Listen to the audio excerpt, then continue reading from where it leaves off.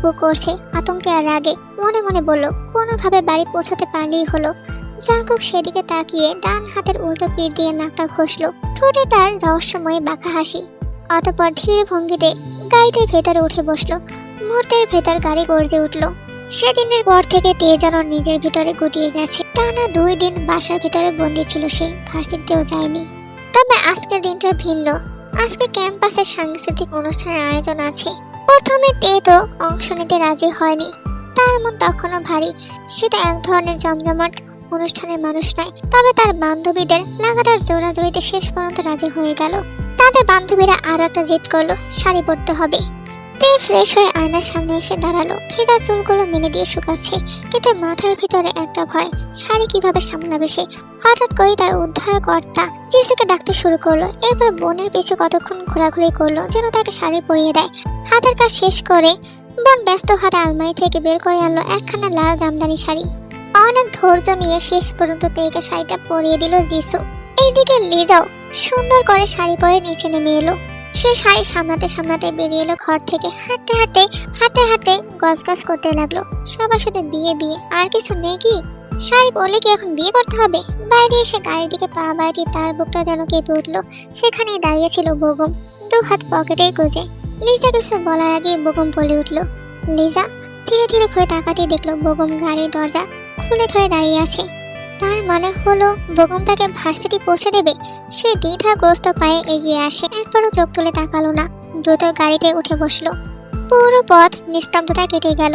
যখন গাড়িটি এসে ভার্সিটির গেটে এসে থামে, তখন সে টের পায়নি বেগম নিজে দরজা খুলে ধরলো। লিজা দ্রুত তখন নেমে পড়লো। যেন বন্দি পাখি হঠাৎ মুক্তি পেল। হালকা মাথা নেড়ে বলল, আমি আসছি। দ্রুত হেঁটে যাবে। হঠাৎ পেছন থেকে আবার ভেসে এলো ডাক, লিজা। বেগম তার দিকে এগিয়ে এসে পকেট থেকে কিছু বের করলো। লিজা ভালো করে তাকাতে দেখতে পেল হাতে ধরা শুভ্র বেলি ফুলের ছোট গাছরা। বেগম পেছন থেকে আলতো করে লিজার চুলে গুজে দিতে চাইলো। লিজা হতভম্ব হয়ে দাঁড়িয়ে রইল। সে এক বিন্দু নড়তে পারছে না, বুক ধড়ফড় করছে।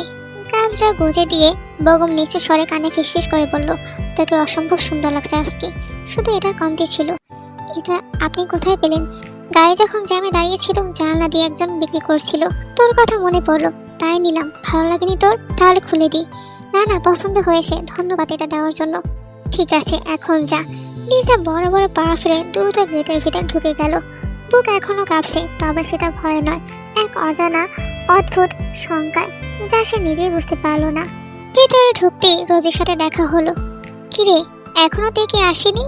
এরই মধ্যে ভার্সিটির গেট দিয়ে প্রবেশ করলো তে। তের বান্ধবীরা সকলে এগিয়ে গেল তের কাছে। দোস্ত, তুই হেজাব পরেছিস কেন? শাড়ির সাথে হেজাব পরলে কেমন জানি লাগে। তে মুস্কি এসে বলল, হেজাব ছাড়া কেমন জানি একটু অস্বস্তি লাগছিল। আরে বাদ দে, একদিন হেজাব না পরলে কিচ্ছু হবে না, হেজাব খুলে দেখ। তে আর কিচ্ছু বললো না। তের বান্ধবীগুলো তের হেজাবটা আস্তে আস্তে খুলে দিল। মুহূর্তে তের চুলগুলো কোমর পর্যন্ত ছেয়ে গেল। লিজা মুগ্ধ হয়ে বলল, এখন একদম পারফেক্ট। যদি তোর ক্রাশ এখন তোকে দেখতো, নিশ্চিত হার্ট অ্যাটাক করে মাটিতে লুটিয়ে পড়তো। জেনি চোখ টিপে দেখে খোঁচা দিল। শুধু হার্ট অ্যাটাক না, ব্ল্যাক হার্ট হতো। চুপ কর তোরা, একদম বাজে কথা বলবি না। 3 বান্ধবী খুশি আর মজায় হো করে হেসে উঠল। এরপর নিজেদেরকে সামনে একসাথে তারা এগিয়ে গেল সামনের দিকে। কিন্তু ক্লাসের কাছাকাছি আসতেই তারা থমকে গেল। কি হচ্ছে বুঝতে পারলো না। চারদিকে কেমন অদ্ভুত একটা চাপা গুঞ্জন। ছেলেমেয়েরা সবাই ভিড় করেছে ক্লাসরুমের সামনে, যেন কার জন্য অপেক্ষা করছে। দেখে দেখে ভিড় সরে গেল, যাতে সহজে এগিয়ে যেতে পারে।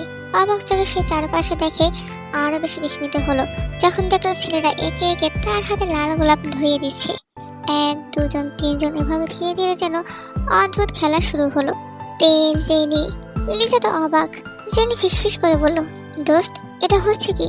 তোকে তো মনে হচ্ছে কুইন বানাই সেরা। রোজি বিস্ফোরিত চোখে তাকিয়ে বলল, মনে তো হচ্ছে পুরো কলেজই তোর ফ্যান হয়ে গেছে। তে হকচকিয়ে চারদিকে তাকিয়ে ক্লাসের দিকে এগিয়ে গেল। ক্লাসের ভিতরে ঢুকে এগিয়ে এলো তামিম। তার হাঁটার ভঙ্গিটাই ছিল আলাদা এবং রহস্যময়। 2 হাত পেছনে রাখা। কয়েক সেকেন্ড কিছু না বলে শুধু তাকিয়ে রইল তার দিকে। তে ভুরু কুঁচকে নিচের স্বরে জিজ্ঞাসা করলো, কি হচ্ছে এসব? হঠাৎই তামিম তার সামনে হাঁটু গেড়ে বসে পড়লো। চারদিকে ভিড় হাহাকার করে উঠল বিস্ময়ে। সে এক গুচ্ছ লাল গোলাপ তের দিকে বাড়িয়ে দিল। সবার চোখ তখন তে আর তামিমের উপর। তামিম নরম স্বরে বলে উঠল, আমি তোমাকে ভালোবাসিতে, আই লাভ ইউ। তের চোখ ছানা বড়া হয়ে গেল। চারপাশে ছেলেমেয়েরা ফিসফিস করছে, কিন্তু তের চোখ যেন স্থির হয়ে গেছে। সে তো এক মুহূর্তের জন্য কল্পনাও করেনি তামিম কখনো তাকে পছন্দ করে। তে এক শুকনো ঢোক গিলে কিছু বলতে যাবে, কিন্তু তখনই একটা ভারী পুরুষালী কণ্ঠ ভেসে আসলো, আই লাভ ইউ টু। মুহূর্তেই যেন বজ্রপাত হলো। তামিম তাড়া করে চোখ খুলে তাকালো, দেখলো জাঙ্কুক তার সামনে দাঁড়িয়ে আছে। বুকের উপর দু হাত দুটো ভাঁজ করা, চোখ দুটো যেন স্বয়ং অগ্নিশিখা, ঠোঁট চেপে দাঁড়িয়ে আছে একেবারে শিকারীর মতো। তীর বুক ধরপড় করছে, শরীরে জমে গেছে। জাঙ্কুকের উপস্থিতি যেন তাকে আরো গুটিয়ে ফেলেছে। তামিম জিজ্ঞাসা করে উঠল কাপা স্বরে, জাঙ্কুক ভাই আপনি? জাঙ্কুক দাঁতে দাঁত চেপে গর্জে ওঠে, ইয়েস আমি। চারপাশে এক নিস্তব্ধতা, সবাই নিঃশ্বাস বন্ধ করে তাকিয়ে আছে এই দৃশ্যের দিকে। চারপাশে বাতাস যেন ভারী হয়ে উঠল। যেহেতু ভার্সিটিতে অনেক বড় আকার সাংস্কৃতিক অনুষ্ঠানের আয়োজন করা হয়েছে, তাই শহরের সকল প্রভাবশালী নেতা মন্ত্রীদেরও আমন্ত্রণ করা হয়েছে। তেমনি আমন্ত্রিত ছিল আরএম এবং তার ভাই, সাথে জাঙ্কুকও আছে। জাঙ্কুক তেকে ছড়িয়ে তের সামনে গিয়ে দাঁড়ায়। জাঙ্কুক কর্কশ স্বরে গর্জে ওঠে, কিরে চুপ করে আছিস কেন, কিছু বল। তামিম হক চকিয়ে ধরপড় করে উঠে দাঁড়ালো, চারদিকে একবার তাকিয়ে শুকনো একটা ঢোক গেলে আবার মাথা নিচু করে রাখলো। জাঙ্কুক এক কদম এগিয়ে গেল তার দিকে। হঠাৎ তার মুখের ভঙ্গি অন্যরকম হয়ে গেল। মুখে অদ্ভুত হাসি ফুটিয়ে তামিমের কাঁধে একটা হাত রাখলো। হাতে থাকা ফুলের দিকে তাকিয়ে নাটকীয় ভঙ্গিতে বলল, প্রপোজ করলে ফুলও দিতে হয়, তুই দিলি না কেন?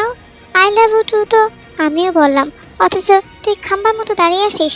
নাকি মতি গতি বদলে গেছে তোর? দেখ এটা ঠিক না, আমি কিন্তু কষ্ট পেয়েছি।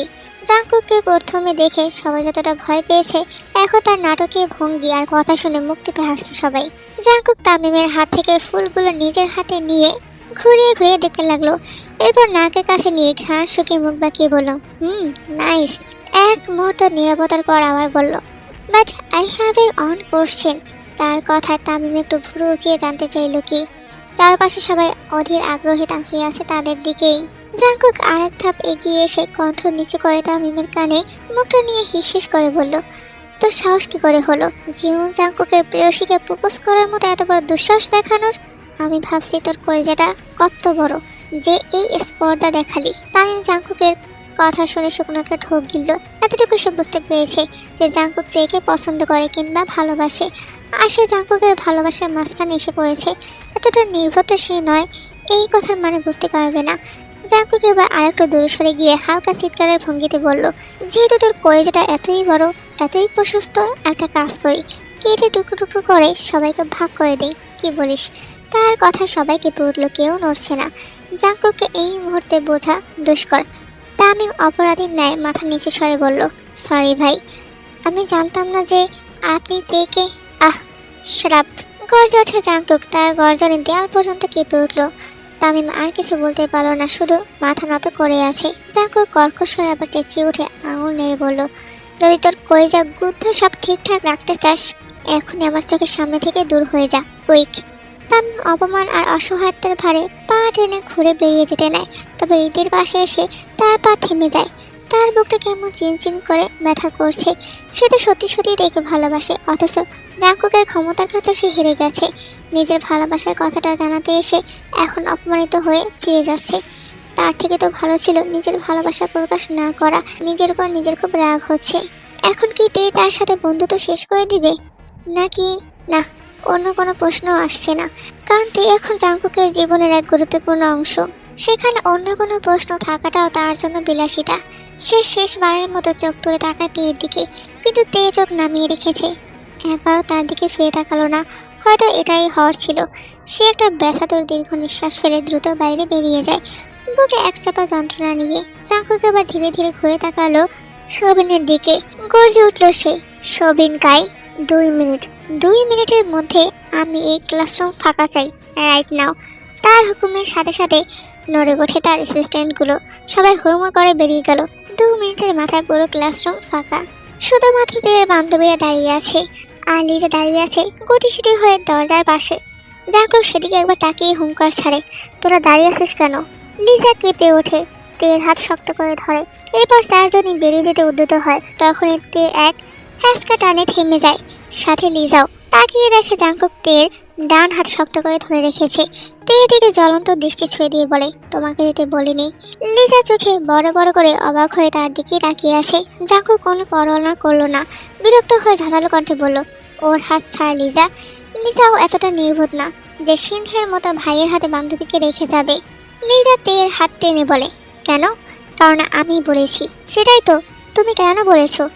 লিজা, থাপ্পাই তোর চেহারার নকশা পাল্টাই দিব। তোর এত বড় শ্বাস, তুই আমাকে প্রশ্ন করছিস? লিজা এবার ভয়ে তের হাত ছেড়ে দিল। তের অন্য হাত এখনো জাঙ্কুকের মুঠোয় বন্দি। বাকি বান্ধবীগুলো তো বের হয়ে গেছে তাড়াতাড়ি। অতঃপর সকলে বেরিয়ে গেল, শুধু জাঙ্কুক আর তে ছাড়া। লিজা আর জেনি দরজায় কান পাতার পরিকল্পনা করে, তবে তাদের সামনে গার্ডরা এসে বাধাগ্রস্ত হয়ে দাঁড়ায়। তাদেরকে দেখে সবিন এগিয়ে এসে বলে ওঠে, অন্যের পার্সোনাল মুহূর্তে হাড়ি বাঁধতে হয় না, এভাবে কান পাতা ঠিক না, সরে যান এখান থেকে। এদিকে জাঙ্কুক চোখ বন্ধ করে মাথা তুলে এক গভীর দীর্ঘ শ্বাস ফেলল। বুকের ভিতরে জমে থাকা অগ্নি লাভা কোটটাকে দমিয়ে রাখার চেষ্টা করছে, অথচ তার চোখে দৃষ্টি বলছে অন্য কথা। ধীরে ধীরে সে তের হাত ছেড়ে দিয়ে এক কদম পিছিয়ে দাঁড়ালো। এক হাতে বুকে ভাঁজ করে অন্য হাত চিবুকে ঠেকিয়ে দু আঙুল দিয়ে স্লাইড করতে করতে মনোযোগ দিল তার সামনে দাঁড়িয়ে থাকা প্রেয়সীর দিকে। তার গাঢ় বাদামি ঘন পাপড়িযুক্ত সেই চোখের ধারালো দৃষ্টির সাথে দৃষ্টি মিলল তের ভীতু চোখের। জাঙ্কুকের সেই দৃষ্টি এতটাই তীক্ষ্ণ ছিল যে তে বেশিক্ষণ তাকিয়ে থাকতে পারল না, দ্রুত দৃষ্টি নামিয়ে নিল নিচের দিকে। জাঙ্কুক এই প্রথমবার সরাসরি খুব কাছ থেকে তার প্রেয়সীকে লাল শাড়িতে পরিহিত অবস্থায় দেখেছে, তাও আবার এই লাল শাড়ি। অথচ এই লাল শাড়ি পরা প্রেয়সীর একটা ছবি তার জীবনটাকে এলোমেলো করে রেখেছে। আর আজ সে একই দৃশ্য চোখের সামনে জীবন্ত হয়ে দাঁড়িয়ে আছে। সে বুঝে গেল তার এলোমেলো জীবনটা আজ আবার ধ্বংসস্তূপে পরিণত হবে। নিজেকে কী করে সামলাতে হবে বুঝতে পারল না। পা থেকে মাথা পর্যন্ত গভীর দৃষ্টিতে বড় করতে লাগলো থেকে। মনে হলো যেন তার সামনে কোনো হুড় পরে দাঁড়িয়ে আছে, অথচ সেই পরে তার কাছে নিষিদ্ধ, যাকে স্পর্শ করা বারণ। বুকের ভিতরে হঠাৎ করে অকারণে এক তীব্র যন্ত্রণা অনুভব করলো। তে না তাকিয়ে বুঝতে পারলো জাঙ্কুকের দৃষ্টি তার উপর গেঁথে আছে। তার বুকের ভিতর কেমন একটা অস্বস্তি হলো, তাই সে শাড়ির আঁচলটা তুলে নিয়ে মাথা টেনে দিল। মাথায় লাল শাড়ির আঁচল পড়তেই তার গানের আবার লাল হয়ে গেল। এটা আরো মোহনীয় হয়ে উঠল তার রূপ। জাঙ্কুক সেদিকে তাকিয়ে একটা তৃষ্ণার্ত ঢোক গেলে দু কদম পিছিয়ে গেল। হঠাৎ করে সে এক বেঁচে সজোরে লাথি মারল। কাঠের সেই শব্দে পুরো কক্ষে প্রতিধ্বনিত হলো। ভয়ে তের কোমল দেহখানা কেঁপে উঠল, চোখ বন্ধ করে নিল অজানা আশঙ্কায়। মুহূর্তে জাঙ্কুক তের সামনে এসে দাঁড়িয়ে বজ্র কণ্ঠে হুঙ্কার ছাড়লো, এই আল্লাহর বান্দি, এই তাকাও আমার দিকে। তে কেঁপে উঠে ভয়ে দৃষ্টি মেলালো জাঙ্কুকের চোখে। জাঙ্কুক হাত নেড়ে ইশারা করে কর্কশ কণ্ঠে বলল, এভাবে লাল মরিচ সেজে ভার্সিটিতে আসতে কে বলেছে? হ্যাঁ, আল্লাহর দুনিয়ায় আর কোনো রঙের শাড়ি ছিল না? তে কাঁপা কাঁপা কণ্ঠে না বলল, না মানে আমার তো শাড়ি নেই, বুবু এটা দিয়েছে, তাই এটা পরেই এসেছি। এক মুহূর্তে নীরবতার পর তে ঠোঁট শক্ত করে আবার বলল, আর তাছাড়া আমি লাল মরিচ সেজে আসি আর ঝাল মরিচ সেজে আসি, তাতে আপনার কি? আমার যখন যেভাবে ইচ্ছে করবে সেভাবেই আসবো। কি করবেন আপনি? জাঙ্কুকের দিকে তাকিয়ে কথাটা বলল তে। এই কথা জাঙ্কুক আরো ক্ষিপ্ত হয়ে গেল। জাঙ্কুক এবার আরো এক ধাপ এগিয়ে আসে তের দিকে। এতে পিছিয়ে যায়, তার পিঠ গিয়ে থাকে দেয়ালের সাথে। জাঙ্কুক কাছে এসে ঠোঁট বাকি একটা তাচ্ছিল্যের হাসি দিয়ে গর্জে ওঠে, আমার কি? হ্যাঁ, কি করবো আমি? কথাটা শেষ করতে না করতেই হঠাৎ তের দিকে ঝুঁকে দাঁতে দাঁত পেশে বলল, একটা কথা ভালো করে মগজে বসিয়ে নে জানো, আমার অনুমতি ছাড়া যদি আর কখনো লাল শাড়ি পরেছিস তাহলে তোর ওই লাল শাড়ি আমি সাদা কাফনের কাপড়ে পরিণত করব। তার এই কথা তের বুক ধরপড় করে কেঁপে উঠল। জাঙ্কুকের আগুন ছড়া চোখের দিকে তাকিয়ে দেয়ালের সাথে একদম গেঁথে গেল। জাঙ্কুক গেঁথে যাওয়া তের দিকে কিছুক্ষণ তাকিয়ে থেকে দু আঙুল দিয়ে কপাল চেপে ধরলো, যেন নিজের ভিতরে অগ্নিকে ঠান্ডা করতে চাইলো। অতবার একটু সরে এসে ফোন বের করে সবিনকে কল করলো। কিছুক্ষণের মধ্যে সবিন এসে হাজির হলো, হাতে একটা শপিং ব্যাগ নিয়ে। কোনো কথা না বলে ব্যাগটা জাঙ্কুকের হাতে দিয়ে আবার বেরিয়ে গেল। জাঙ্কুক ব্যাগটা তের দিকে বাড়িয়ে দিয়ে নির্লিপ্ত স্বরে বলল, এটা এটা পরে নাও, কুইক। কি এটা? কি আছে? এবার কাঁপা কাঁপা হাতে ব্যাগের ভেতর থেকে হাত বাড়িয়ে বের করতে দেখলো একটা কালো বোরকা। কপাল কুঁচকে তাকালো জাঙ্কুকের দিকে। জাঙ্কুক তাকে তাকিয়ে থাকতে দেখে কর্কশ কণ্ঠে ঝাঁঝিয়ে বলল, কি দাঁড়িয়ে আছো কেন? আমি কি বলেছি শুনতে পাওনি? নাকি অন্য ব্যবস্থা করতে হবে? তে দ্রুত নজর সরিয়ে নেয়, এরপর চুলগুলো কিলিপ দিয়ে আটকে নিয়ে শাড়ির আঁচলে কোমর পেঁচিয়ে নেয়। বোরকা হাতে নিয়ে দ্রুত বোরকা পরে নিল। এবার মাথা হেজাবটাকেও ভালো করে পেঁচিয়ে নেয়। জাঙ্কুক তার দিকে তাকিয়ে ঠান্ডা স্বরে বলল, এবার ঠিক আছে। ঠোঁট যারা অভিমানে ফুলে গেছে। এত কষ্ট করে সে শাড়ির সামনে এ পর্যন্ত এসেছে, কত কষ্টে সাজাগুজু করেছে, আর এখন কি না কালো বোরকা পরে থাকতে হবে তাকে। তার চোখ যেন ছলছল করছে। সে মনে মনে স্থির করলো আর এক মুহূর্ত সে এখানে থাকবে না, এখনই বাড়ি ফিরে যাবে। দরজার দিকে পা বাড়াতে পেছন থেকে জাঙ্কুক প্রশ্ন করে, কোথায় যাচ্ছ? কোথায়? আর বাসায় যাচ্ছি। তার গলা কাঁপছে, স্পষ্ট বোঝা গেল অভিমান জমেছে তার মনে। তবে জাঙ্কুকেরও কিছু করার নেই। এভাবে লাল শাড়ি পরে তার প্রেয়সী তার সামনে ঘুরে বেড়ালে বড় কোনো অঘটন ঘটে যেতে পারে। তাই তো এইসব করতে বাধ্য হয়েছে সে। জাঙ্কুক গভীর দৃষ্টিতে তাকিয়ে রইল কিছুক্ষণ, এরপর নরম স্বরে বলল, ঠিক আছে যাও, সবে তোমাকে পৌঁছে দিয়ে আসবে। আমি যেতে পারবো না, এখানে থাকাটা আমার জরুরি। কাউকে যেতে হবে না, আমি একাই চলে যেতে পারবো। আমি যখন বলেছি সবিন সাথে যাবে তার মানে যাবে, আন্ডারস্ট্যান্ড? বুঝতে পারলো আর উপেক্ষা করেও লাভ নেই, তাই শুধু মাথা নাড়লো। জাঙ্কুক সেদিকে তাকিয়ে হালকা এসে বলল, গুড। আকাশ রাগ, অভিমান আর অস্বস্তি বুকে নিয়ে বাসায় ফিরে আসে। নিজের উপরে এখন তার রাগ হচ্ছে। মনে মনে ভাবলো তার যাওয়াই উচিত হয়নি। নিজেকে এখন দোষারোপ করছে সে। আসার আগে তার বান্ধবীদের সাথে দেখা করেনি। আর তাছাড়া লাল শাড়ি পরলে জাঙ্কুকের সমস্যা কোথায় বুঝতে পারলো না। একদিকে নিজের উপর অভিমান, অন্যদিকে অকারণ রাগ আর হাজারো প্রশ্ন নিয়ে দরজার সামনে এসে দাঁড়ায়। দরজার সামনে দাঁড়িয়ে একাধারে কলিং বেল চেপে যাচ্ছে, যেন তার সব রাগ ক্ষোভ এই কলিং বেলের উপর ঝাড়ছে। ভিতর থেকে জেসুর চেঁচানোর কণ্ঠ ভেসে এলো, এই কে বেল বাজাচ্ছে এভাবে? বলতে বলতে দরজাটা খুলে দিল। দরজা খুলেই সে থমকে গেল, চোখ কপালে উঠল বিস্ময়ে। কারণ সে তেকে সাজিয়ে গুছিয়ে লাল শাড়ি পরে পাঠিয়েছিল। শীতে এখন কালো বোরকা পরে তার সামনে দাঁড়িয়ে আছে সম্পূর্ণ অন্যরকম এক রূপে। মুখ গোমরা, ঠোঁট ফুলিয়ে রেখেছে, গাল দুটো লালচে হয়ে আছে। কপাল কুঁচকে জিসু জিজ্ঞাসা করলো, কি রে, কি হয়েছে তোর? তুই না শাড়ি পরে গিয়েছিলি, তাহলে এইভাবে কি হয়েছে? ঘোড়ার ডিম। তীক্ষ্ণ দৃষ্টিতে তাকিয়ে বিরক্তি গলায় বলে উঠল। বলে ধপ ধপ শব্দ তুলে ভিতরে ঢুকে জুতাগুলো খুলে এমন ভাবে ছুঁড়ে ফেলল যেন জুতাও তার অপরাধী। হিজাব খুলতে খুলতে আচমকা থমকে যায়। চোখ বড় বড় করে তাকিয়ে দেখলো ড্রয়িং রুমের সোফায় বসে আছেন তার বাবা। চিরচেনা সেই মুখ, ঠোঁটে পরিচিত উষ্ণ হাসি। তের বুক কেঁপে উঠল, অস্পষ্ট স্বরে বের হয়ে এলো, আব্বু। তার বাবা হালকা হেসে মৃদু স্বরে বলল, আসসালামু আলাইকুম আম্মাজান। কি হয়েছে আপনার? এত রাগ কিসের উপর? তে সালাম দিল, তারপর বলে উঠল, তুমি কখন আসলে? সুগা হাসলেন। তের চোখের কোণ ছলছল করছে, আবেগে গলা ভারী হয়ে গেছে। বাবাকে এতদিন পর হঠাৎ সামনে থেকে দেখে বুকের ভেতরে সব বাধা ভেঙে গেল। চোখের পানি টপটপ করে গড়িয়ে পড়ল গাল বেয়ে। সুগা এসে মেয়েকে বুকের মধ্যে টেনে নিলেন, কপালে আলতো করে চুমু খেয়ে নরম গলায় বললেন, আহা, কান্না করছে কেন মা? তে এবার ফুপিয়ে কেঁদে উঠল। কিন্তু কান্নার কারণটা আজকের ঘটনা নাকি তার বাবা নিজেও বুঝতে পারলো না। সে ঠিক মতো কথাও বলতে পারছে না, যেন মুখ দিয়ে কোনো কথা বের হচ্ছে না। অবশেষে কাঁপা কণ্ঠে বলে উঠল, এতদিন পর মনে পড়লো তোমার আমাদের কথা? আমাকেও নিতে আসলে না, দেখতেও আসলে না, এখন হঠাৎ কি মনে করে আসলে? সুগা তার মেয়ের মাথায় হাত বুলিয়ে দিলেন, চোখে একরাশ মায়া। জিসু সোফায় বসে সেদিকে তাকিয়ে তাচ্ছিল্য মেশানো গলায় বলে ওঠে, তোর সব ভণ্ডামির কথাবার্তা বাদ দে। আব্বু তো সেদিনও বলেছিল তোকে নিতে আসবে, তুই নিজেই না বললি এখন যাবি না। সামনে তোর ইনকোর্স আছে, এখন আবার উল্টা পাল্টা বলতে আসিস কেন? তের আগে চোখ বড় বড় করে তাকালো বোনের দিকে, কিন্তু কিছু বলল না। সুগা মৃদু হেসে উত্তর দিল, আচ্ছা ঠিক আছে, আমি তো এসেছি তোমাদের নিতে, এখন এসব নিয়ে ঝগড়াঝাটির কোনো দরকার নেই। তে এক ঝলক বোনের দিকে তাকিয়ে মাথা নিচু করে নিজের রুমে চলে গেল।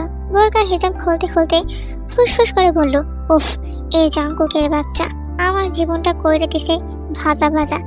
একটু কিছু হইলেই দেয় সাজা, তার হাত থেকে কেউ আমারে বাঁচা। এই কথা বলতে বলতে বোরকা হিজাব খুলে ছড়িয়ে মারলো আলনায়। এরপর থাপাস করে বিছানায় ভূত হয়ে পরে মুখটা বালিশে গুঁজে দিল। বুক ফেটে কান্না বেরিয়ে এলো।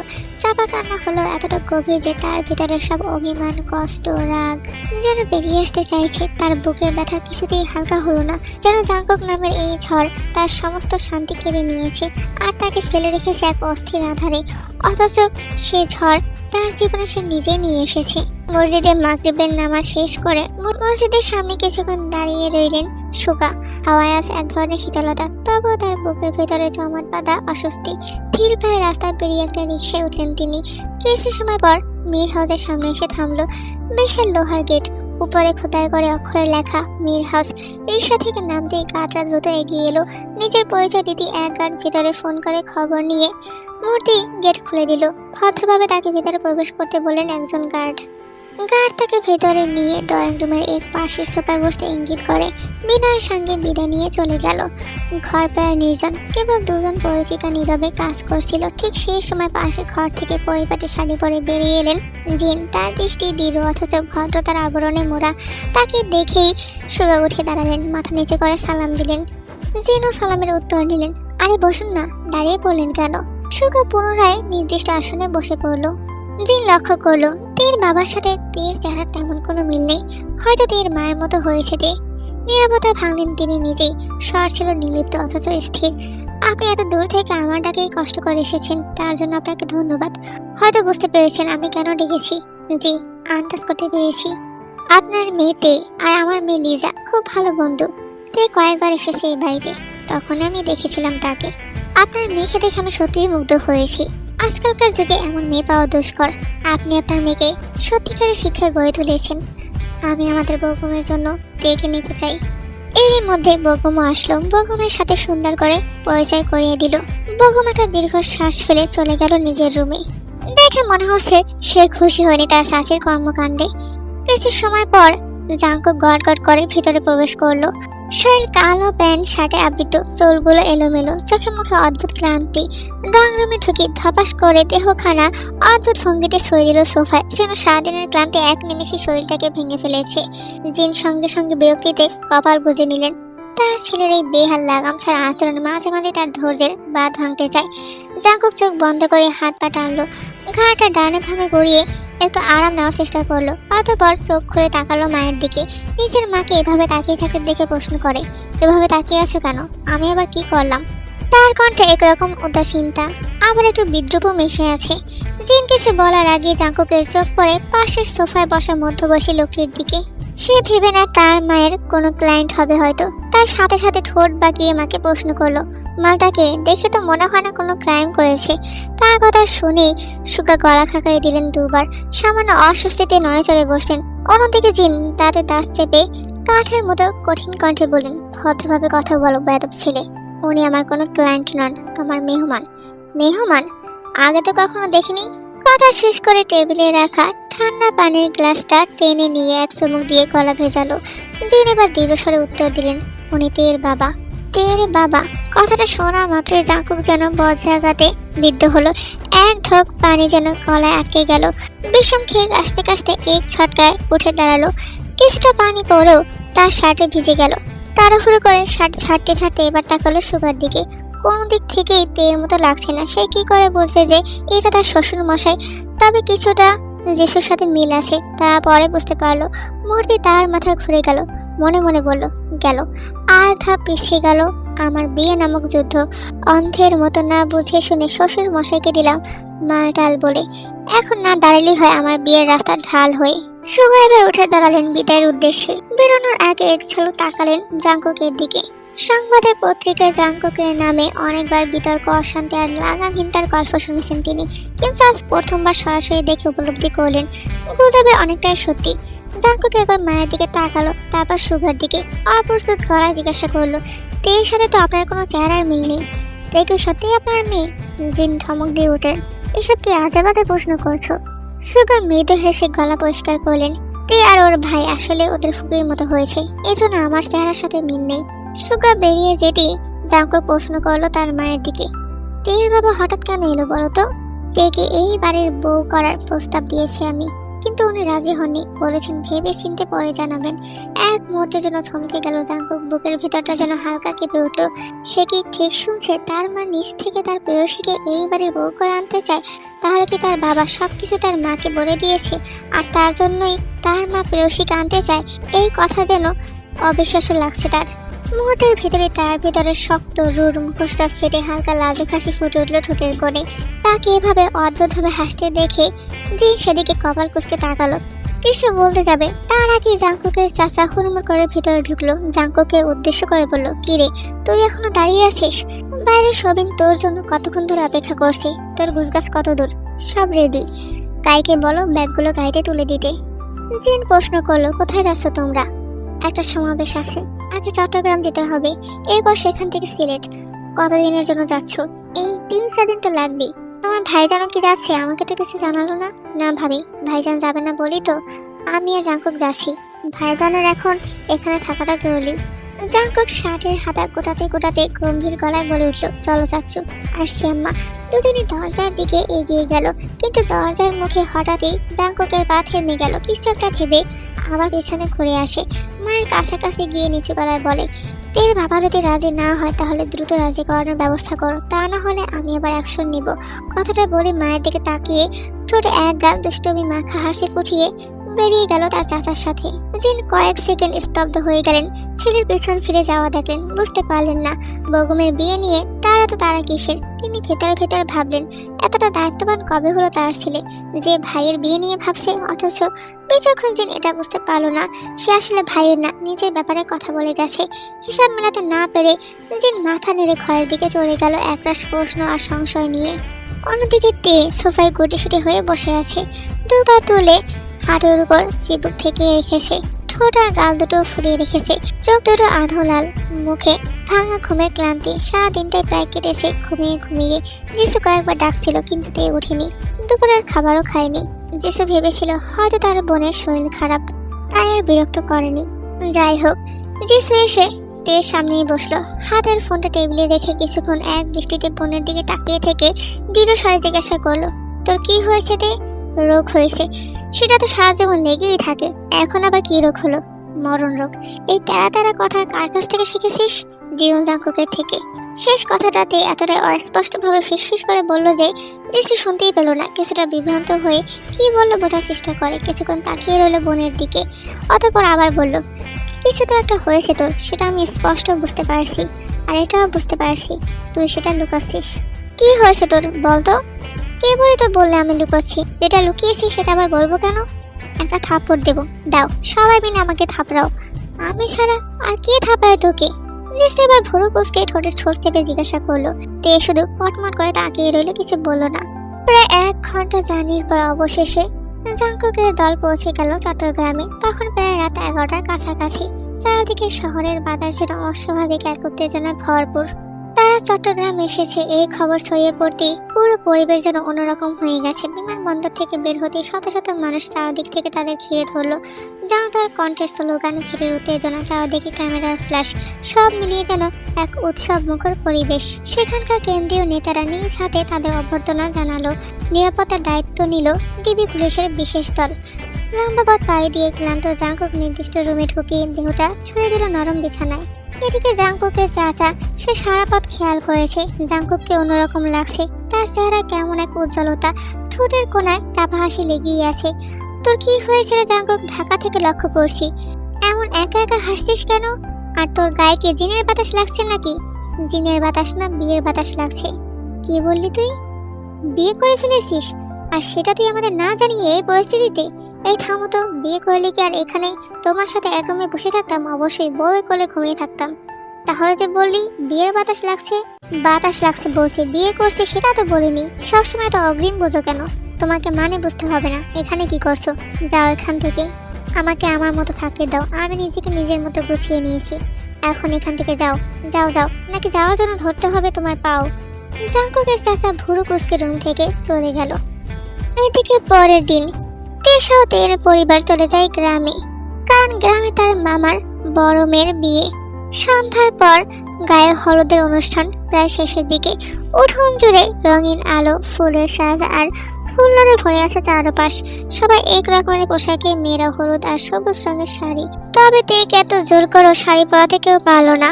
তে যেন প্রতিজ্ঞা করেছে সে শাড়ি পরবেই না। সবার মাঝখানে তাকে কেমন খাপছাড়া লাগছিল, কারণ সে পরেছে একটা গ্রাউন্ড। বিয়ে বাড়ির আমেজ, মানুষের অভাব নেই। শেষে বিরক্ত হয়ে ছাদে চলে গেল। ছাদের এক কোনায় ছোট্ট একটা সোফা ফাঁকা ছিল, সেখানে গিয়ে ধপ করে বসে পড়লো। পা তুলে আরাম করে বসে মাথা এলিয়ে দিল আকাশের দিকে। তখনই হঠাৎ মনে পড়লো জাঙ্কুকের কথা। মনে মনে ভাবলো, সে তো আসার আগে জাঙ্কুকের সাথে দেখা করেনি, একটু কথা বলেনি। আর জাঙ্কুক, সেও তো আর কল করেনি। আর তাছাড়া কেনই বা কল করবে? তারও তো একটা কারণ থাকা চাই। এই বলে মন খারাপ করে পাশে রাখা ফোনটা হাতে নিল। স্ক্রিনে জ্বলে উঠতেই চোখ কপালে গেল তার। জাঙ্কুক তাকে 2বার ফোন করেছিল। কখন করলো আমি টেরই পেলাম না। এখন কি করব? আমি কি কল ব্যাক করবো? নিজের সাথে নিজে বিড়বিড় করে উঠল তে। একটু ভেবে আবার মাথা ঝাঁকালো, না না, আমি কিছুতেই ওই জাঙ্কুকে কল ব্যাক করবো না, কিছুতেই না। কিন্তু মন যেন কিছুতেই মানলো না। দ্বিধায় পরে অবশেষে ফেসবুকে ঢুকেতে জাঙ্কুকের প্রোফাইলে গিয়ে দেখলো গতকালকের একটা ছবি। কমেন্ট চেক করতে দেখলো মেয়েদের কেমন কমেন্ট। মুহূর্তে আগুনের মতো জ্বলে উঠতে তাতে দাঁত ছেড়ে ফুসতে ফুসতে কমেন্টে একটা রাগে ইমোজি দিল। ঠোঁট বাঁকিয়ে ব্যঙ্গ করে বলল, মাই হ্যান্ডসাম বজত মহিলা, লাজ লজ্জা কিছু নেই, অন্যের প্রপার্টির দিকে নজর দেয়, সামনে পেলে তোর মাথার চুলগুলো ছিঁড়ে ফেলতাম। রাগে ফুসতে থাকে দিয়ে দাঁত কেমনি করছে তার। সে ফোনটা কোলের উপর রেখে কুশন শক্ত করে চেপে ধরলো। 2 মিনিটের ব্যবধানে তার ফোনটা আবার জ্বলে উঠলো। হুড়কুসকে তে আবার ফোন হাতে তুলে নেয়। নোটিফিকেশন দেখে চোখ বড় বড় হয়ে গেল তের। সে মেয়ের কমেন্টে রিপ্লাই করেছে জাঙ্কুক একটা স্মাইলি ইমোজি দিয়ে। তের চোখ বিস্ফোরিত হয়ে গেল, রাগ যেন শরীর পুড়িয়ে দিচ্ছে। এবার আর সহ্য করতে পারলো না, ফোনটা সোফায় এক কোণায় ছুঁড়ে ফেলে গটগট করে ছাদ থেকে নেমে গেল। কিন্তু ফোনের অপর প্রান্তে বসে জাঙ্কুক সব কিছু লক্ষ্য করছিল। তের প্রতিটি প্রতিক্রিয়া তার নজরে এসেছে। ফোনের স্ক্রিনে তের রাগী ইমোজি দেখে ঠোঁটের কোণে ধীরে ধীরে এক রহস্যময় হাসি ফুটে উঠল। ঠোঁটে ঠোঁট চেপে সেই হাসিটা দমিয়ে রাখার ব্যর্থ চেষ্টা করলো। আগের দিন তের মামাতো বোনের গায়ে হলুদ গেছে, আর আজকে হচ্ছে বিয়ের দিন। চারপাশে শুধু আত্মীয় স্বজন অতিথিদের আগমনে গম্ভীর। উঠোন জুড়ে চেয়ার টেবিল সাজানো। এত সব আনন্দের মাঝে যেন চাপা একটা উত্তেজনা। আর কিছুক্ষণের মধ্যেই বরযাত্রী এসে পৌঁছাবে। তে নিজেকে আয়নায় এক ঝলক দেখে নিল। পিছন থেকে বলে উঠল যিশু, কি করেছিস চুলের? পাগল পাগল লাগছে তোকে। পাগলই তো, এই গরমে পাগল হয়ে গেছি। যা ইচ্ছা কর, আমি যাচ্ছি। বরযাত্রী এসে গেছে, তুইও দ্রুত আয়। বলে যিশু দ্রুত চলে গেল।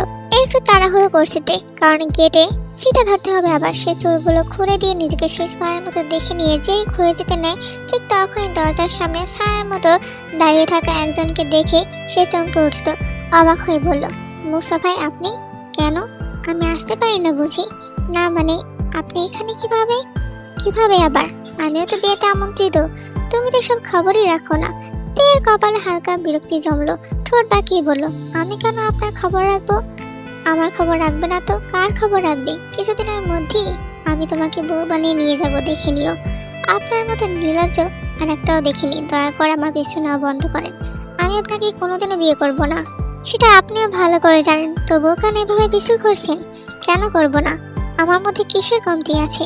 একটা কথা মাথায় রাখো, এখন না করছো, পরে কিন্তু পস্তাবে। আমার মতো ছেলে আর খুঁজে পাবে না তুমি। তে ঠোঁটে তাচ্ছিল্যের হাসি।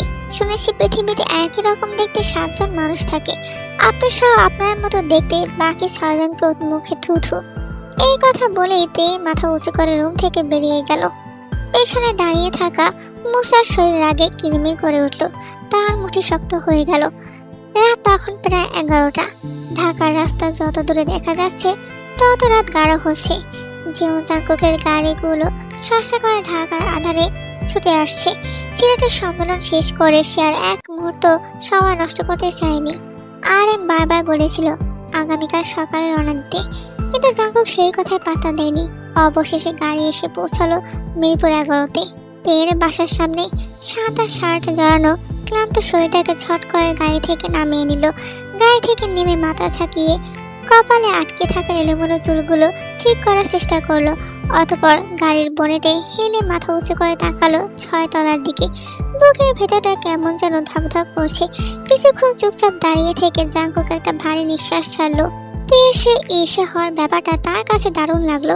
মনের ভর্তি মুখ টিপে নিজের হাসি সংযত করলো। অতঃপর সে পকেট থেকে ফোন বের করে কল করলো তেকে, কিন্তু ফোন বন্ধ পেল। মুহূর্তে চোখ জোড়া আগুন হয়ে জ্বলে উঠলো। সে আবারও কল করলো, না, এবারও বন্ধ পেল প্রেয়সীর ফোন। দাঁত কিরমির করে উঠলো তার। এত কষ্ট করে সে 7 সাগর পার হয়ে আসলো এক ঝলক প্রেয়সীর মুখ দেখার জন্য, আর এখন তারই দেখা নেই। মনে মনে বলল, না, এর একটা বিহিত করতেই হবে। জাঙ্কুকের শরীরে রাগে স্ফুলিঙ্গ ঝোটে লাগলো। পকেটে হাত গুজে একটা দীর্ঘ নিঃশ্বাস ছাড়লো। ঠোঁট কুণ্ডলি দিয়ে চেঁচিয়ে ডাকলো, সবিন। সামনের গাড়ির কাছে দাঁড়িয়েছিল সবিন। জাঙ্কুকের ডাকে ধরপড়িয়ে সামনে এসে দাঁড়ালো। উপরে যা। 2 মিনিটের মধ্যে ওই আল্লাহর বান্দির কান ধরে, না না, কান ধরা লাগবে না, এমনি আমার সামনে হাজির কর। ঠিক আছে ভাই। সবিন দ্রুত মাথা নেড়ে সায় জানিয়ে বাসার ভিতর চলে যায়। জাঙ্কুক গাড়িতে নিজের শরীরটা হেলিয়ে দিয়ে আবার 6 তলার বারান্দার দিকে তাকিয়ে থাকে। কিছু সময়ের মধ্যেই সবিন আবারও চলে আসে জাঙ্কুকের সামনে। ভাই, ওনাদের বাসার সবাই গ্রামে গেছে, বাসায় কেউ নেই। হোয়াট, গ্রামে গেছে? আমাকে একবার বলার প্রয়োজন মনে করলো না? মুহূর্তেই জাঙ্কুকের শরীরে রক্ত টকবক করে ফুটে ওঠে, কপালের শিরা ধপধপ করে ফুলে উঠেছে রাগে। কুহুদের শরীর ফেটে যাওয়ার মতো অবস্থা। সে এক চিৎকার করে সজোরে গাড়িতে এক লাথি মারে। রাগে তার বুক ওঠানামা করছে, তাতে দাঁত পিষে রুক্ষ স্বরে বলে ওঠে, আই সোয়ার, জানো আমি এবার সত্যি সত্যি তোকে আমার বুকের সাথে পিষে মেরে ফেলবো। রাত তখন অনেক গভীর, শহরের বুক জুড়ে নেমে এসেছে নীরবতা। চারদিকে যেন অচেনা এক শূন্যতা। দূরে কোথাও কুকুরের ঘেউ ঘেউ ডাক শোনা গেল, সে শব্দ মিলিয়ে যায় বাতাসের মৃদু স্রোতে। মিরহাউস যেন গভীর ঘুমে মগ্ন হয়ে আছে। শুধু এক অস্থির পথ চালানোর শব্দ ভেসে আসে মিরহাউসের প্রধান দরজা দিয়ে। দুলতে দুলতে ভিতরে ঢুকলো জাঙ্কুক, চোখে মুখে ক্লান্তি, শরীরে অদৃশ্য ভার। আজ রাতেও নেশা কিছুটা মাথা আসে, তবে পুরোপুরি বেহুশ নয়। নিজেকে সামলাবার অদ্ভুত এক চেষ্টা তার মধ্যে এখনো বিদ্যমান। ভিতরে ঢুকে ধপাস করে বসে পড়লো হল ঘরের সোফায়। এই সময় তাকে দেখে পরিচারিকা বাণী এগিয়ে এলো। জাঙ্কুককে আজ একটু বেশি এলোমেলো লাগছে তার কাছে। সে কাছে গিয়ে নরম স্নেহ ভরা কণ্ঠে বলল, বাবা, তোমাকে কি আমি লেবু পানি এনে দেবো? জাঙ্কুক ধীরে ধীরে চোখ তুলে তাকালো বাণীর দিকে, চোখে কেমন অদ্ভুত হাহাকার। একটু মাতাল ভাঙা স্বরে বলল, লেবু পানি খেলে কি ওকে ভুলে যাবো খালা? বলেই জাঙ্কুক উঠতে চেষ্টা করলো, কিন্তু মাথার শরীরে ভারসাম্য হারিয়ে আবার ধপাস করে সোফায় বসে পড়লো। জাঙ্কুক আবারও দাঁড়ানোর চেষ্টা করলো, এবার দাঁড়ালো। পা টেনে টেনে দুলতে দুলতে সিঁড়ি বেয়ে উপরে চলে গেল। নিজের রুমে ঢুকে মাছ বরাবর দাঁড়িয়ে রইল কিছুক্ষণ। এমন সময় তার চোখ আটকে গেল আলমারির দিকে। পা যেন নিজে থেকে টেনে নিয়ে যাচ্ছে সেখানে। ধীরে ধীরে আলমারি খুলে ভেতর থেকে টেনে বের করলো তার প্রেয়সীর পরশে ভরা লাল শাড়িখানা। জাঙ্কুক শাড়িটার দিকে কিছুক্ষণ তাকিয়ে রইল অপলক দৃষ্টিতে। এক মুহূর্তের জন্য তার মনে হলো ধীরে ধীরে সে এক অচেনা আবেশে জড়িয়ে যাচ্ছে। অতঃপর ধীরে মুখ ডুবিয়ে দিল সেই কাপড়ে। শাড়ির আঁচলে লিপটে থাকা মেয়েলি সুবাস যেন তার মস্তিষ্ক নাড়া দিল। চোখ বন্ধ করে আরো গভীরভাবে টেনে নিল সেই সুবাস। কয়েক কদম পেছনে গিয়ে ধপাস করে বিছানায় এলিয়ে দিল তার ভারী শরীরটাকে মুখে চেপে ধরে আধো মাথার কণ্ঠে বিড়বিড় করে উঠল, লাল শাড়িতে তুমি তো অগ্নি ঝলক, তোমায় না পেলে বুকে বাড়ে শূন্য কলক, তীব্র চাওয়ায় জলে আমার হৃদয় প্রহর, প্রেয়সী তুমি ছাড়া বিধ্বস্ত এই অন্তর। শব্দগুলো যেন তার বুকের ব্যথার প্রতিধ্বনি। এমন নীরবতার ভেতর দিয়ে কেটে গেল টানা 3 দিন। এই কয়েকদিনের শহর যেমন নিজের ব্যস্ততায় হারিয়ে গেছে, তেমনি মানুষের ভেতরের গল্পগুলো বদলে গেছে নিঃশব্দে। গ্রামের বিয়ের ধকল শেষ করে কালই আবার ঢাকায় ফিরেছে তে। তবে এই ফিরে আসাটা তেমন আনন্দের হয়নি তার জন্য। বুকের ভেতর ভারী হয়ে আছে অদৃশ্য এক বোঝায়। একে তো তের ফোন চুরি হয়ে গেছে, যার কারণে বান্ধবীদের কারোর সাথে আর যোগাযোগ করা হয়নি। তার উপর জাঙ্কুক তো আছেই। আজ অনেকদিন পর সে ঠিক করলো ভার্সিটিতে যাবে, তবে আগে সে লিজাদের বাসায় যাবে এবং সেখান থেকে লিজার সাথে একত্র হয়ে ভার্সিটি যাবে। আর তাছাড়া মনে মনে ভাবলো, যদি এই সুযোগে জাঙ্কুকের সাথে দেখা হয়ে যায়, তার স্বাভাবিক দিনের চাইতে একটু আগে ভাগে বেরিয়ে পড়লো সে। মিরহাউসের বড় গেট পেরিয়ে ভেতরে ঢুকলো। পা দুটো যেন ভারী হয়ে গেছে, বুক ধুক ধুক করছে। অজানা এক আশঙ্কা ঘিরে ধরেছে তাকে। তবু সাহস সঞ্চয় করে ধীরে ধীরে মূল দরজার সামনে এসে দাঁড়ালো। কিন্তু দরজার চৌখাটের সামনে দাঁড়িয়ে বুকের ভিতরে দুটানা দুলছিলতে তাকে দাঁড়িয়ে থাকতে দেখে ভিতর থেকে এগিয়ে এলেন জাঙ্কুকের চাচি। আরেতে দাঁড়িয়ে আছো কেন, ভিতরে আসো। তার কথায় ভেতরের পরিবেশটা যেন মুহূর্তেই সরগরম হয়ে গেল। ডাইনিং টেবিলে বসে থাকা আরেম এবং আরেমের ভাই লিজা সহ একসাথে ঘুরে তাকালো। শুধু সায়নও নিজের স্বভাবসুলভ ভঙ্গিতে খাবার খেয়ে যাচ্ছে। তবে তেয়ের নাম শুনে অস্বস্তিতে হালকা নড়ে চড়ে বসলো। লিজা উঠে দৌড়ে গিয়ে তেয়ের হাত চেপে ধরলো।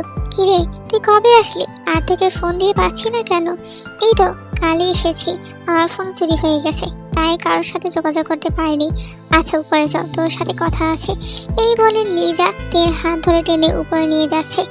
এমন সময় সেই ধাপে পায়ের শব্দে হল ঘরের মাঝখানে থেমে যায় তারা। শুভ্র পাঞ্জাবিতে মোড়ানো জাঙ্কুক গম্ভীর মুখে নিচে নামছিল। এক মুহূর্তের জন্য স্থির হয়ে গেল তে। বুকের ভেতর হাহাকার করে উঠল, যেন শ্বাস আটকে আসছে। দৃষ্টি মিশে গেল জাঙ্কুকের গভীর অচঞ্চল চোখের সাথে, কিন্তু জাঙ্কুক দ্রুত দৃষ্টি সরিয়ে নিল। এমন ভান করলো যেন তাকে চিনিই না। পাঞ্জাবির হাত গোটাতে গোটাতে ধীরে ধীরে নিচে নেমে এলো। চোখে মুখে কেমন কঠোর এক ভাব, হাত মুষ্টিবদ্ধ, যেন নিজের ভেতরের ঝড়কে সংযত রাখার তীব্র যুদ্ধ চলছে নিজের সাথে। সে সোজা সামনের দিকে যেতেই হঠাৎ চাচি ডেকে উঠল, জাঙ্কুক, নাস্তা করবি না? জাঙ্কুকের পা থমকে গেল, ঘাড় ঘুরিয়ে তাকালো ডাইনিং টেবিলের দিকে।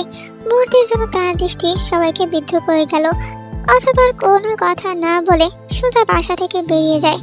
তের কাঁধ ঘেঁষে চলে গেল বাতাসের ন্যায়। এক মুহূর্তের জন্য তাদের কাঁধ একে অপরকে ছুঁয়ে গেল। সেই ছোঁয়া যেন তের বুকের ভেতর বজ্রপাত হলো। সে ভেবেছিল জাঙ্কুক এখনই বিস্ফোরিত হবে, কিন্তু না, তাকে একপাশে ভাবনার পিছনে ফেলে রেখে জাঙ্কুক চলে গেল। তের বুকের ভেতর অচেনা এক চিনচিনে ব্যথা ছড়িয়ে পড়ল। সে কাঁপা হাতে বুক চেপে ধরল, যেন নিজের ব্যথাটাকে সামলাতে চাইছে। আর এই সব কিছু কড়া নজরে বন্দি করছে লিজা। তের হাত শক্ত করে ধরে আবার টেনে উপরে নিয়ে গেল।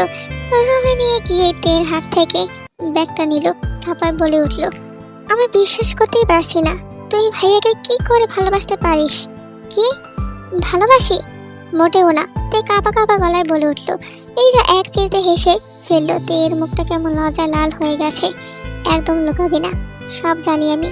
তুই আর ভাইয়া, আমার এখনো বিশ্বাস হচ্ছে না। বিশ্বাস না হওয়ার কি আছে, আজব। কিছুক্ষণ পর ধীরে স্বরে বলে উঠল তে, তার মানে সব সত্যি?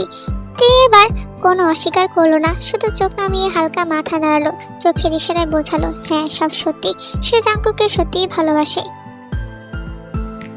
আর আজকের পর্বটি এই পর্যন্তই। পরবর্তী পার্টের জন্য বেশি বেশি করে কমেন্ট করে জানাও।